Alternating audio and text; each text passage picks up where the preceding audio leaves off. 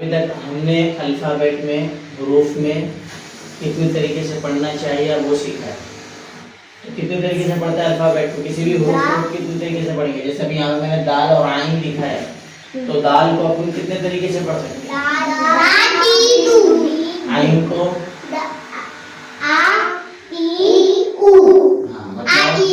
तीन रास्ते ना, तीन रास्ते, या तो जबर लगा दो दा हो गया, या पेश जेर लगा दो दी हो गया, या पेश लगा दो तो दू हो गया।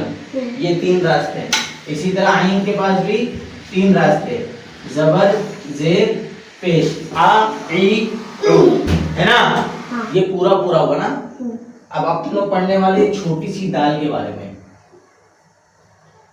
या हर के जिस तरह जबर जेर पेश किसी भी अल्फाबेट के ऊपर आता है, इसी तरह ये छोटी सी दाल जो है ये भी किसी भी अल्फाबेट के ऊपर आती है।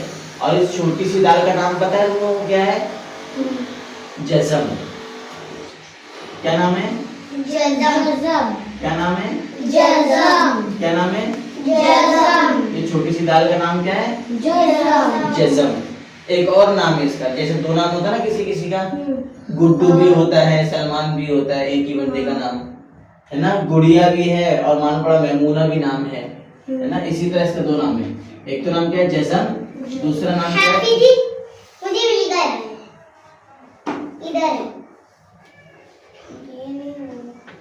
दूसरा नाम क्या है इसका? जज़म। जज़म। और दूसरा नाम क्या है? सीन। सीन काफ वाव नून। सीन पेश सू। काफ वाव पेश, थोड़ा खींच के बोलो। हाँ, तो क्या हो गया? सुकून। नून के ऊपर भी जज़म है तो आधा नून बोलेंगे। हाँ, सुकून। समझ गए? एक नाम क्या है? जज़म। दूसरा नाम क्या है? सुकून। सुकून। किसका नाम है ये? छोटी सी दाल का। समझ गए? इसका तीन नाम हो गया ना, एक दाल एक जज़म। नहीं, वो छोटी सी दाल को मैं पहचान के लिए बोला, छोटी सी दाल उसका नाम नहीं है। इसका नाम जज़म और सुकून है। ध्यान से सुनो बच्चे लोग, बाद में बताऊंगा नहीं। ये छोटी सी दाल जो किसी भी अल्फाबेट के ऊपर, जिस तरह कोई सा भी अल्फाबेट के ऊपर जबर पेश और जेर आता है, इसी तरह किसी भी अल्फाबेट किसी भी हुरूफ के ऊपर ये जज़म भी आ जाता है। इस छोटी सी दाल का नाम जज़म भी है और सुकून भी है। समझ गए? अब जिस अल्फाबेट के ऊपर ये छोटी सी दाल आएगी उस अल्फाबेट का नाम क्या हो जाएगा? जैसे मान लो यहाँ पे अपन ने जीम कर दिए, जीम के ऊपर ये छोटी सी दाल आ गई, तो इस जीम का नाम क्या हो जाएगा? जीम का नाम हो जाएगा साकिन। क्या नाम हो जाएगा? साकिन। समझ गए? हाँ। इसका नाम क्या हो जाएगा? Gym gym gym. इसी तरह ये छोटी सी दाल जिस अल्फाबेट जिस हुरूफ के ऊपर आएगी उस हुरूफ का नाम क्या बन जाएगा? उस हर्फ का नाम क्या बन जाएगा? साकिन। जैसे बा है, बा है ना, बा के ऊपर ये छोटी सी दाल आ गई तो बा साकिन।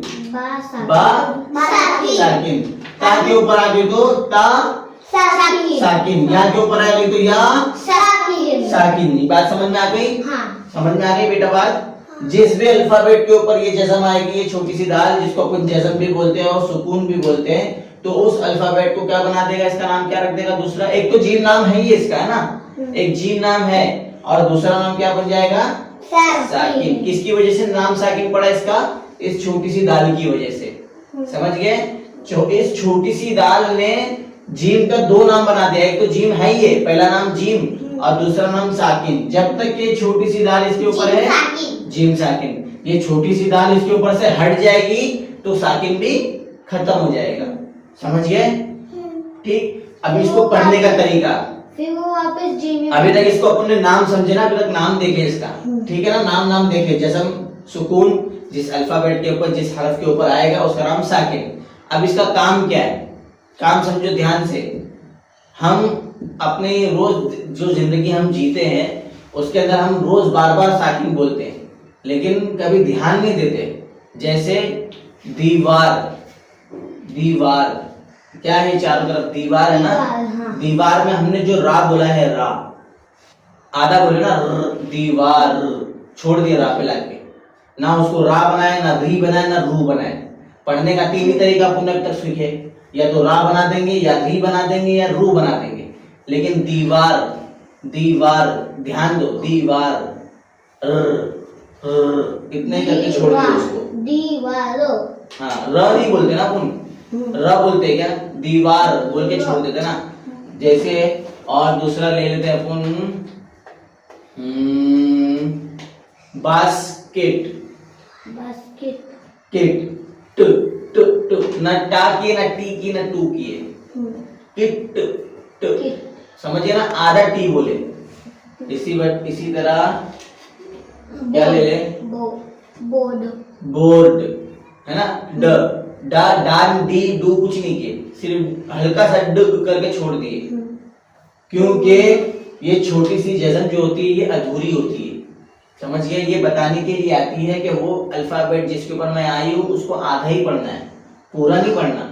वो कंफ्यूज है, उसको किसी की मदद चाहिए, बीमार है बेचारा, सहारा चाहिए उसको। समझ गए? अभी जैसे देखो ये दाल लिखा है कहीं पे, अब वो इंतजार कर रहा है तो मुझे क्या बनाएंगे, मुझे दा बनाएंगे, क्या दी बनाएंगे, क्या तू बनाएंगे, वो इंतजार कर रहा है। हमने उसके ऊपर जबर लगा दिया, उसको दा बना दिया, ठीक है। हमने उसके नीचे जेर लगा दिया, उसको दी बना दिया। हमने उसके ऊपर पेश लगा दिया, उसको दू बना दिया, तो कंप्लीट हो गया वो। अब वो दा से कंप्लीट, दी, दू, तीनों में से कुछ भी आ गया वो कंप्लीट हो गया, उसका अल्फाबेट का काम बन गया। लेकिन अगर उसके ऊपर अपन ने जज़म लगा दिया तो कंप्लीट नहीं, अब वो कंफ्यूज हो गया, वो दाल कंफ्यूज हो गया कि मुझे बनाना क्या चाहते, दू।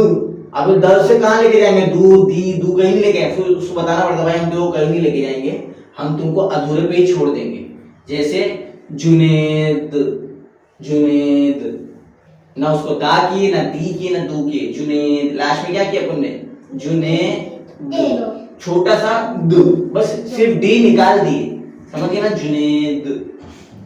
जुनेद दा किए क्या अपन ने, ना हमने जुनेद दा किए, ना हमने जुनेद दी किए, ना हम जुनेद दू किए, हमने क्या किया, अधूरा दाल निकाल के छोड़ दिया, जुनेद। ठीक है ना, समझ में आ गई बात समझ में आ रही बेटा। महम, महम, महम के शुरू में भी एम है ना, लास्ट में भी एम है, लेकिन शुरू वाले को अपन ने जबर दिए, पूरा बनाए, म मीम जबर म की, लेकिन लास्ट में आके अपन ने उसके मीम पर जज़म दे दिए, तो इसलिए वो अधूरा रह गया। म ह ना उसको माँ बनाया लास्ट वाले को, ना मी बनाया, ना मुंह बनाया, करके छोड़ दिया ना, तो महम,